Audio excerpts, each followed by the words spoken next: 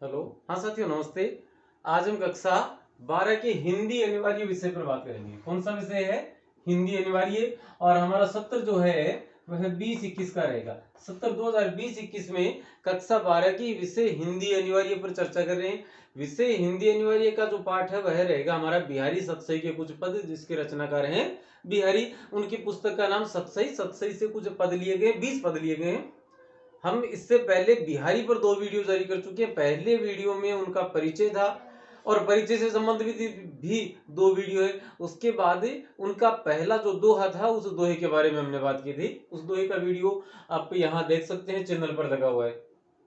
अब बात करेंगे आज हम उसके आगे 4 की, और उसके बाद हम 3 और वीडियो बनाएंगे, जिसमें 5, 6 से लेकर 10, 11 से लेकर 15 और 16 से लेकर 20 तक के उसमें वीडियो पद, उसमें दोहे शामिल हो जाएं। तो दोस्तों, ये जो कक्षा है यह है कक्षा 12 की 3-4 संकाय होते हैं, जिसको हम कला या आर्ट्स कहते हैं, विज्ञान या साइंस कहते हैं, वाणिज्य या कॉमर्स कहते हैं, कृषि विज्ञान या एग्रीकल्चर साइंस कहते हैं। चारों संकायों के, चारों फैकल्टीज के प्रत्येक विद्यार्थी के लिए समान रूप से उपयोगी क्लास रहने वाली है। इसलिए आप अपने दोस्तों और अपने सभी स्टूडेंट्स के साथ, जो बच्चे हैं वो सभी दोस्तों के साथ, और जो हमारे शिक्षक साथी हैं वो सभी स्टूडेंट्स के साथ इनको शेयर करें। ठीक रहे, मुझे लगता है कि कहीं ना कहीं उनके काम आएंगे। और चैनल को आप सब्सक्राइब करना चाहें कर सकते हैं। चलिए आगे देखते हैं। आज हमें यहाँ देखिएगा, बिहारी की एक रचना है, एक ही रचना है उनकी, और उस रचना का नाम है सतसई। बिहारी सतसई, जिसमें 713 दोहे हैं। उन 713 दोहों का श्री जगन्नाथ दास रत्नाकर ने अपनी पुस्तक बिहारी रत्नाकर में बहुत ही जोरदार ढंग से इसकी समालोचना, इसकी समीक्षा की है। बहुत सबसे इनके बिहारी सतसई की पर और बहुत सारे लोगों की टीकाएं हैं, बहुत सारे लोगों की संपादित पुस्तकें हैं, लेकिन सबसे श्रेष्ठ जो मानी जाती है वह है बिहारी रत्नाकर, जगन्नाथ दास रत्नाकर की पुस्तक है, जिसमें कुल मिलाकर 713 दोहों का लगातार वर्णन किया गया है। अब देखेंगे हम पहले पद से लेकर और दूसरे से लेकर 5वें पद तक, फिर छठे पर चलेंगे। पहला पद यहाँ पर है कि तो परवारो उर्वशी सुनी राधिके सुजान, तू मोहन के उर्वशी वे उर्वशी समान बिहारी, वे उर्वशी समान। अब इसके हम अलग अलग चलेंगे, लगातार एक पद देखेंगे, उसके शब्दार्थ देखेंगे। तो का अर्थ है तुम पर, वारो का अर्थ है वारना या न्योछावर करना या कुर्बान करना। उर्वशी कहते हैं, उर्वशी या स्वर्ग लोक की एक अप्सरा बताई जाती है। अब स्वर्ग लोक काल्पनिक है, उसकी उर्वशी भी आप काल्पनिक मान सकते हैं। रचनाकार ने अपनी कल्पना में जिस उर्वशी की कल्पना की वह उर्वशी एक अप्सरा है। मोहन यहाँ कृष्ण के लिए प्रयुक्त हुआ है। उर्वशी यहां देखेंगे आप, उर्वशी एक शब्द है, यहाँ शिरोरेखा दोनों में काट दी गई है, दोनों अलग अलग शब्द है। उर्वशी मतलब उर का अर्थ होता है हृदय, उर का अर्थ क्या होता है? हृदय। और तुम हृदय में बसी, बसना का अर्थ होता बसी हुई हो, और किसके हृदय में बसी हुई हो। अब यहां देखिएगा होता क्या है, राधिका अपनी एक सखी, अपनी एक सहेली गोपिका से कहती है कि कृष्ण मुझे आजकल देखते नहीं है, मेरी तरफ देखते नहीं है, शायद वो किसी अन्य लड़की से या अन्य किसी गोपिका से प्रेम करने लगे हैं। तब वो जो सखी गोपिका है वह राधिका को क्या कहती है कि हे राधिका, तुम इस बात की फिक्र, इस बात की चिंता बिल्कुल मत करो, निश्चिंत रहो, क्योंकि तुम कहाँ हो? श्री कृष्ण के उर मतलब हृदय में बसी हुई हो। उर कहते हैं सीने को, हृदय को, कि तुम कृष्ण के हृदय में बसी हुई हो, और तुम कृष्ण के हृदय में बसी हुई हो, इसलिए उर्वशी के समान हो। तुम पर तो कई सारी उर्वशियां भी कुर्बान की जा सकती है। देखेंगे अर्थ कि तो परवारो उर्वशी, कि तुम पर, कि हे राधिके सुनी राधिके सुजान, कि हे राधिके सुजान, हे मेरी परम सखी, हे सज्जन। सुजान का मतलब है बहुत समझदार है। राधिके मेरी बात तुम सुनो कि तुम पर तो उर्वशी, उर्वशी का अर्थ यहां क्या लिखा है? अप्सरा लोक की स्वर्गलोक की अप्सरा भी वारण कुर्बान की जा सकती है। क्यों? क्योंकि तू मोहन के उर्वशी, क्योंकि तुम्हें कहा हो, मोहन कृष्ण के उर्मणि हृदय में बसी हुई हो, तुम तो कृष्ण के हृदय में बसी हुई हो, वे उर्वशी समान, इसलिए तुम तो खुद उर्वशी के समान ही हो, इसलिए तुम्हारे जैसी तुम पर बहुत सारी उर्वशियां कुर्बान की जा सकती हैं। अब देखिए हमें इसकी जो भाषा है, बिहारी सतसई के 713 जितने भी दोहे थे, उन सभी दोहों की जो भाषा है वह ब्रज भाषा है। विशेष में हम क्या लिखेंगे कि ब्रज भाषा का प्रयोग किया गया है। इसके अलावा समान शब्द आ गया, सा से सी सम सरिस सदृश इव वत समान, समानता प्रदर्शित करने वाले शब्द जहां आते हैं वहां कौन सा अलंकार माना जाता है? वहां उपमा अलंकार माना जाता है। वहां कौन सा अलंकार है? उपमा अलंकार माना जाता है। एक तो ये उपमा अलंकार आ गया। अब देखेंगे आप यहां एक उर्वशी शब्द आया है, एक उर्वशी शब्द ये आया है। इस उर्वशी शब्द का अर्थ आपने लिखा है उर्वशी या स्वर्गलोक की अप्सरा। इस उर्वशी खंड जरूर कर दिए गए, लेकिन शब्द एक ही है। एक ही शब्द जब एक से अधिक बार प्रयुक्त होता है और प्रत्येक बार उसका अर्थ अलग अलग लिया जाता है, तो वहां कौन सा अलंकार माना जाता है? वहां यमक अलंकार की प्राप्ति होती है। तो उर्वशी शब्द में कौन सा अलंकार हो गया? यमक अलंकार हो गया।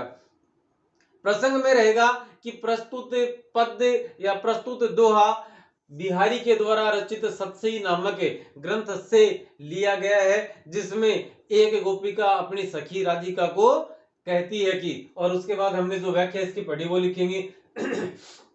उसके बाद विशेष में क्या लिखेंगे? विशेष में तीन चीजें आप महत्वपूर्ण है। प्रत्येक बिहारी से कोई भी दोहा पूछा जाता है तो सबसे एक तो ये सबसे खास यही है कि इसमें ब्रज भाषा का प्रयोग किया गया है। अब अलंकार आ गए, समान शब्द की वजह से कौन सा अलंकार? उपमा अलंकार। उर्वशी और उर्वशी इन दोनों की वजह से कौन सा अलंकार है? यमक अलंकार। अब ये दोनों प्रधान, अब ये देखिएगा एक से ज्यादा अलंकार हो सकते हैं इसमें। उपमा अनुप्रास अलंकार भी है जान और मान में की वजह से। अब यहां देखिएगा तीन से अधिक, तीन से अधिक भी अलंकार की प्राप्ति हो सकती है किसी भी पद में। वहां सबसे प्रधान कौन सा है? तो सबसे प्रधान उर्वशी, और उर्वशी के कारण से यमक अलंकार सबसे प्रधान है, सबसे प्रमुख है। उसके बाद में उपमा अलंकार आया है, उसके बाद में ये अनुप्रास अलंकार है। तो ये तीन चीजें विशेष में हम लिख देंगे। अब देखिएगा दूसरा पद देखते हैं। दूसरे पद में क्या होता है कि बंधु भय का दीन के को तारो रघुराई, टूटे टूटे फिरत हो झूठे बिरद कहाई, बिहारी झूठे बिरद कहाई। देखिएगा क्या कहते हैं, यहां पहले इसके शब्दार्थ देखते हैं। बंधु का अर्थ है सहायक, सहायता करने वाला। सहायक का अर्थ ये नहीं कि असिस्टेंट, सहायक का अर्थ है सहायता करने वाला, मदद करने वाला। भय का मतलब होना या हुए। दीन का अर्थ होता है याचक। दीन का वैसे हम गरीब लिखते हैं, लेकिन यहां पर भगवान की बात आ रही है तो याचक, याचक याचना करने वाला, अनुनय विनय रिक्वेस्ट इत्यादि करने वाला। को का अर्थ है किसे। तार्यो का अर्थ होता है तारना, मोक्ष प्रदान करना। रघुराई शब्द है वह किसके लिए प्रयुक्त हुआ है? रघुराई शब्द किसके लिए? कृष्ण के लिए। तूठे का अर्थ होता है प्रसन्न होना या संतुष्ट होना, प्रसन्न होना या संतुष्ट होना। और वीरद का अर्थ होता है वीरद या यश, प्रसिद्धि के लिए इस शब्द का इस्तेमाल किया जाता है। देखेंगे यहां एक भक्त है, वह कृष्ण को क्या कहते हैं? कृष्ण को कहते हैं कि बंधु वह का दीन के को तार्यो रघुराई, कि हे रघुराई, हे कृष्ण, तुमने किसका तारण किया है, किसका उद्धार किया है। मतलब तारणा का मतलब आप उद्धार भी मान सकते हैं। आपने किसका उद्धार किया है, तुम किस दीन के, किस याचक के बंधु भये हो, कि तुम किस याचक के बंधु या भाई या सहायक हुए हो। तुम किसी के नहीं हुए हो। वो भक्त भगवान से क्या कहता है कि हे कृष्ण, तुमने किसका उद्धार किया है, तुम किस याचक के भाई बंधु या सहायक हुए हो, किसी के नहीं हुए। और जब किसी के नहीं हुए तो टूटे टूटे फिरत हो, तो तुम क्या कर रहे हो? यूं ही अपने अब मतलब तुम यूं ही मगरूर हुए जा रहे हो अपने गुमान में, झूठे बीरद का ही। तुम्हारा जो वीरद है, मतलब तुम्हारी जो प्रसिद्धि है, तो तुम्हारा यश है, वो यश किस प्रकार का है? वह झूठा है, पूर्ण रूप से मिथ्या है। क्यों? क्योंकि तुमने किसी का उद्धार आज तक किया ही नहीं, और जब तुमने उद्धार नहीं किया, तुम किसी गरीब के, किसी के बंधु नहीं हो सके, तो तुम क्यों, किस आधार पर संतुष्ट हो सकते हो? और तुम्हारी जो बड़ाई है, तुम्हारा जो यश चारों तरफ फैला हुआ है, वह यश भी हर प्रकार से, प्रत्येक प्रकार से वह कैसा है? मिथ्या ही कहा जाएगा। तो यहां पर ब्रज भाषा और सॉरी, यदि प्रसंग की बात करें, बिहारी के द्वारा रचित बिहारी सत्सी नामक ग्रंथ से लिया गया है, जिसमें और एक भक्त कड़े शब्दों में, एक भक्त अपनी कड़ी शब्दावली में कृष्ण से थोड़े नाराजगी प्रकट करता है। वो क्या कहता है कि वो जो अभी हमने व्याख्या पढ़ी वो लिखेंगे, और उसके बाद यदि हमें बात आती है कि इसमें अलंकार कौन से है, तो तुठे, तुठे मतलब तुठे शब्द आ गया, और तुठे का अर्थ होता है संतुष्ट होना, प्रसन्न होना, इसलिए तुठे सुठे दो बार आया है एक शब्द, तो यहाँ पर पुनरुक्ति प्रकाश अलंकार माना जाता है। कौन सा अलंकार है? पुनरुक्ति प्रकाश। और इसमें दूसरा है वक्रोक्ति। वक्रोक्ति का अर्थ होता है, वक्र का अर्थ होता है टेढ़ा, और उक्ति कि वक्र, उक्ति टेढ़ी बात, कहीं ना कहीं उसको चुभने वाली बात कवि के द्वारा कही गई है, या जो भी कवि की तरफ से जो वक्ता यहाँ प्रस्तुत हुआ है उसके द्वारा कही गई है। तो कौन सा अलंकार हो गया? वक्रोक्ति अलंकार है, पुनरुक्ति प्रकाश है, और प्रत्येक दोहे में अनुप्रास अलंकार तो होता ही होता है।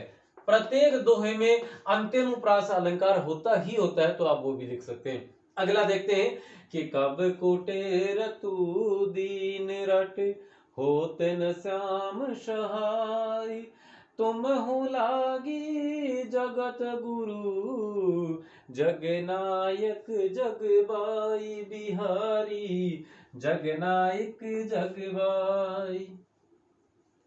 आपने कई बार सुना होगा कि तन तो संसार की हवा लगी, कि उसको संसार की हवा लग गई, मतलब सांसारिक लाभ हानि या सांसारिक जो धोखा, छल, कपट, जो सांसारिक गुण और अवगुण है, वो जब किसी मनुष्य के चरित्र में घर कर जाते हैं, उसके स्वभाव में उतर जाते हैं, तो हम उसे कहते हैं कि तुम्हें संसार की हवा लग गई है। यहाँ एक भक्त है जो कृष्ण को कहते हैं कि कृष्ण जी कुछ भी कहो, चाहे आपको संसार की हवा लग गई है, और संसार की हवा लगने से कोई दीन है, कोई याचक है, जो वो काफी देर से तुम्हें पुकार रहा है, लेकिन तुमने अभी तक उसकी सहायता नहीं की। और वह दीन, वह याचक कौन है? वो भक्त स्वयं है। उसे वो कह रहा है कि किसी ने, यानी मैंने आपको काफी बार पुकारा है, और दीनहीन स्वर में, याचना के स्वर में पुकारा है, बावजूद इसके आपने मेरी मदद नहीं की। इसलिए मुझे लगता है कि कहीं ना कहीं आपको क्या हुआ है? संसारिक की हवा लग गई है। देखिए पहले शब्दार्थ देखते हैं। टेरतु का अर्थ होता है पुकार, पुकारना। दीन रटे मतलब याचना भरी पुकार, कि टेरतु कब को आपको पता ही है कि कब से, और टेरतु का मतलब होता है पुकार। दीन रटे, दीन मतलब याचना भरी, और होत ने हुए नहीं, श्याम कृष्ण सहाय का अर्थ है। यहां तो था सहाय का अर्थ, जैसे बंधु का हमने यहां लिखा था सहायक, उसी प्रकार से सहाय का अर्थ सहाय या सहायक। तुम हूं कि तुम्हें लागी लग गई है जगत गुरु की, हे जगत के गुरु तुम्हें लग गई है, हे जगत के नायक तुम्हें लग गई है क्या? जग बाई, जग का अर्थ संसार, और बाई का अर्थ होता है वायु, वायु संसार की हवा। जग बाई का अर्थ होता है संसार की हवा। आपने वो एक इधर वागड़ की साइड में चलता है, प्रतापगढ़ चित्तौड़ की साइड में, कि ठंडो चले भाई रोनी उड़े थारो, ठंडो चले झीणो चले भाई रोनी उड़े थारो ले रही हो ना, तो बायरो, बायरो का मतलब वायु, और वो बायरो के अर्थ में ही यह प्रयुक्त हुआ है। देखें कि कब को टेर तू दीन हट, कि हे कृष्ण, हे होत न श्याम सहाई, कि हे श्याम, हे कृष्ण, कोई तुम्हें कब से टेर रहा है, पुकार रहा है, दीन रट याचना भरी पुकार में तुम्हें कोई कब से पुकार रहा है, लेकिन आप हाँ दोस्तों, बीच में पता नहीं किस वजह से चले एक बार वीडियो बंद हो गया था, तो आगे हम शुरू करते हैं। तो यहाँ का कवि क्या करे कि जग लागत तुम हो लागी जगत गुरु जग नायक जग भाई, कि हे भगवान, हे कृष्ण, आपको भी क्या हो गया है, संसार की हवा लग गई, इस वजह से आप लोगों की मदद सहायता नहीं कर पा रहे हो। आगे चलते हैं कि या अनुरागी चित्त की गति समूझ न कोई, जो जो बूढ़े श्याम रंग त्यों त्यों उजलू हो, एक बिहारी त्यों त्यों उजलू हो। यहाँ देखिएगा क्या होता है, कवि बिहारी, इस पद को चूंकि मैं पढ़ा चुका था और इधर से वीडियो बंद हो गया था, तो इसलिए दोबारा उसको देख रहे हैं। सबसे पहली बात, इस पद में विरोधाभास अलंकार है, क्यों है वो देखते हैं कि कवि क्या कह रहे हैं। पहले इसके शब्दार्थ देखिए, अनुरागी का अर्थ होता है प्रेम करने वाला या प्रेमी, और चित्त का अर्थ है मन, गति का अर्थ है हालत या स्थिति, समुझे का अर्थ होता है समझना, बूढ़ी का अर्थ होता है डूबना, श्याम का अर्थ है कृष्ण या काला, उजलू का अर्थ है उज्जवल, पवित्र या सफेद या साफ। कवि यहाँ क्या करे कि या यानी इसे अनुरागी मतलब प्रेमी, प्रेम करने वाले, चित्त मन की। यहाँ अनुरागी जो शब्द है वह प्रेमी, प्रेमी का अर्थ यहाँ पर कोई व्यक्तिवाचक संज्ञा के रूप में नहीं, भाववाचक संज्ञा के रूप में प्रस्तुत हुआ है। इसे या अनुरागी चित्त की, इस प्रेमी चित्त की गति का मतलब हालत या स्थिति को आज तक कोई समझ ही नहीं पाया है। जो जो बूढ़े श्याम रंग, कि यह जो जो, कि जैसे जैसे यह, बूढ़े का अर्थ हमने लिखा है यहाँ पर डूबना, कि जो जो यह श्याम रंग में, और श्याम का अर्थ होता है काला, क्योंकि जब हम पढ़ते थे, आजकल तो ग्रीन बोर्ड और व्हाइट बोर्ड चल गए, उस टाइम तो ब्लैक बोर्ड हुआ करते थे, और ब्लैक बोर्ड को हिंदी में श्याम पट बोला करते थे। कि जिस जो जो बूढ़े श्याम रंग, कि जैसे जैसे वह श्याम मतलब काले रंग में डूबता चला जाता है, त्यों त्यों वैसे वैसे उजलू होए, वैसे वैसे सफेद होता चला जाता है। अब कवि ने यह एक सामान्य अर्थ इस यहाँ पर प्रस्तुत किया है। कवि का निहितार्थ ये नहीं है कि वह ये सामान्य अर्थ यहाँ रखे, बिहारी सत्सी का उसको भदनी पिटवानी थी। अब यहाँ इसका सामान्य अर्थ ग्रहण न करके करते हैं, तब तो कोई भी सामान्य बुद्धि वाला व्यक्ति है वो क्या कहेगा, क्या काले रंग में डूबने से और कोई सफेद कैसे हो सकता है। बात सही भी है, काले रंग में डूबने से सफेद नहीं हो सकता, इसलिए उसने अपना विरोध दर्ज करवाया, और इसको पढ़ते ही विरोध का आभास होता है, इसलिए यहाँ पर विरोधाभास अलंकार। अब कवि का निहितार्थ क्या था, कवि कहना क्या चाहता था, उसका संदेश क्या था, वो था कि इस अनुरागी चित्त की गति कोई समझ नहीं पाया है आज तक। जो जो बूढ़े डूबे श्याम रंग, और श्याम हमने क्या लिखा है कृष्ण, कि जो जो वह कृष्ण के रंग में डूबता चला जाता है, कृष्ण की भक्ति में डूबता चला जाता है, त्यों त्यों उजलू होए, त्यों त्यों वह क्या होता चला जाता है, वह पवित्र होता चला जाता है। कवि कह रहे हैं कि जो जो वह कृष्ण की भक्ति में डूबता चला जाएगा वह पवित्र होता चला जाएगा। तो यहाँ कवि का संदेश काले रंग में डुबकी लगाने से नहीं है, यहाँ कवि का संदेश है भगवान कृष्ण की भक्ति करने से, और क्योंकि उसकी भक्ति करेंगे तो प्रतिफल में क्या मिलेगा, हमारा मन में हमारा चित्त है वह पवित्र, वह साफ, वह विकार रहित हो जाएगा, उसमें किसी प्रकार के दोष अवगुण नहीं रहेंगे, जो मैल है वो छट जाएगा। अब यहाँ देखें कि पद कवि बिहारी के द्वारा रचित सतसई नामक ग्रंथ से यह दोहा प्रस्तुत किया गया है, और इसमें कवि भक्ति की सराहना करते हुए या भक्ति की बात बताते हुए कहते हैं कि वो लिखेंगे कि इस प्रेमी मन की गति को समझ नहीं पाया कोई, और जो जो वह कृष्ण के भक्ति में डूबता चला जाता है वैसे वैसे ही पवित्र होता चला जाता है। ये बात हम लिखेंगे। उसके पश्चात हम लिखेंगे विशेष। विशेष में एक तो हो गया यहाँ पर ब्रज भाषा का प्रयोग हुआ है, दूसरा यहाँ पर विरोधाभास अलंकार का प्रयोग हुआ है। उसके बाद देखिएगा श्याम के दो अर्थ निकाले हमने। श्याम का पहले भाव में काला, दूसरे अर्थ में कृष्ण। उजलू का पहले के अंदर सफेद, दूसरे में पवित्र। एक शब्द के जब एक से अधिक अर्थ निकलते हैं तो वहां श्लेष अलंकार माना जाता है। जब किसी पद में एक शब्द एक से ज्यादा, देखिएगा दोनों में अंतर करो, एक शब्द है एक से ज्यादा बार आया है और हर बार क्या हुआ, अर्थ भी अलग अलग है। जैसे रहीम वाला था कनक कनकते 100 गुना मादकता अधिक है। तो एक शब्द एक से ज्यादा बार आया, एक ही शब्द, और हर बार अलग अलग अर्थ निकला, तब हमने कौन सा अलंकार लिखा, यमक अलंकार लिखा।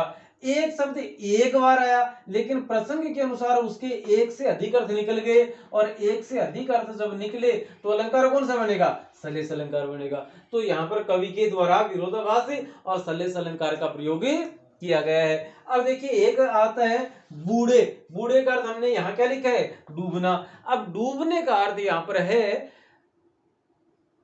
किसी काम में निरपेक्ष भाव से पूर्णतया संलग्न हो जाना ही उस कार्य के अंदर डूबना कहलाता है।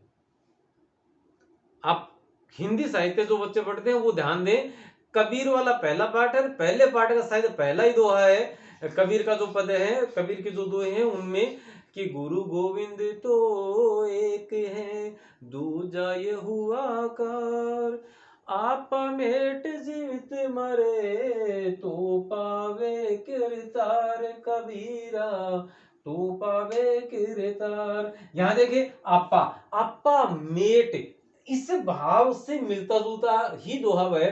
आपा का अर्थ यहां पर क्या है, अहंकार से, खुद की अनुभूति से, कि स्वयं को मारकर जीवित मर, खुद को जीते जी मारने पर ही करतार की प्राप्ति होती है। करतार का अर्थ होता है ईश्वर भगवान का, क्यों, आपा, आपा का अर्थ होता है अहंकार। जब मनुष्य, जब तक वह अपने अहंकार को खत्म नहीं कर देगा तब तक उसे ईश्वर की प्राप्ति, मोक्ष की प्राप्ति, या जो हम कहें कि इस संसार से आवागमन से छुटकारा मिल सकता है, वो उसे किसी भी हाल में नहीं मिलने वाला। तो यहाँ बिहारी भी क्या करें, वो करें कि डूबना, कि किसी भी कार्य को यदि हम कर रहे हैं तो उसमें पूर्णतया डूब कर करें। जब तक डूब कर नहीं करेंगे तो उस कार्य की सफलता हमेशा संशय में रहेगी, वो सफल हो भी सकता है और नहीं भी हो सकता है। इसलिए हमें कोई भी कार्य जो करना है वह पूर्णतया उसमें रम जाना होगा, उसमें डूब जाना होगा, उसमें संलग्न हो जाना होगा। तो दोस्तों इस प्रकार से ये अभी तक कुल मिलाकर 5, आज के 4, एक इससे पहले पढ़ा, ये कुल मिलाकर 5 हो गए। अब 6 से 10, 11 से 15 और 16 से 20 के 3 अलग अलग वीडियो और बनाएंगे, और वो बनाए इससे पहले 2 बात और कर लेते हैं। कोरोना का समय चल रहा है, कोविड का संक्रमण ज्यादा हो रहा है, आप अपना बचाव रखें, घर वालों का रखें, हमारी वजह से हमारे घर वाले संकट में न पड़े, इस बात का विशेष ख्याल रखें। नंबर 1 बात। दूसरी बात, ये जो हम कक्षा कर रहे हैं ये विषय हिंदी अनिवार्य के कर रहे हैं, और हिंदी अनिवार्य जो है वो arts, science, commerce and agriculture science, चारों संकायों के लिए, चारों फैकल्टी के लिए समान रूप से उपयोगी है। तो सभी के साथ इसे शेयर कर सकते हैं, जो बच्चे हैं वो अपने दोस्तों के साथ, अपने सहेलियों के साथ, और जो हमारे शिक्षक साथी हैं वो सभी अपने बच्चों के साथ इसे शेयर करें। इसके साथ ही साथ एक बात और थी कि आप यदि चीज पसंद आए तो हौसला अफजाई करें, और नापसंद की कहीं लगे आपको तो आप बेबाकी से बिना किसी झिझक के अपनी राय, अपना मशवरा, अपना सुझाव हमें प्रस्तुत कर सकते हैं टिप्पणी के माध्यम से। और यदि सब्सक्राइब करना चाहें तो मोस्ट वेलकम, आभार भी रहेगा आपका, बहुत बहुत शुक्रिया। अब अनुमति दीजिए अगला वीडियो है, तब तक के लिए नमस्ते, शुक्रिया, धन्यवाद।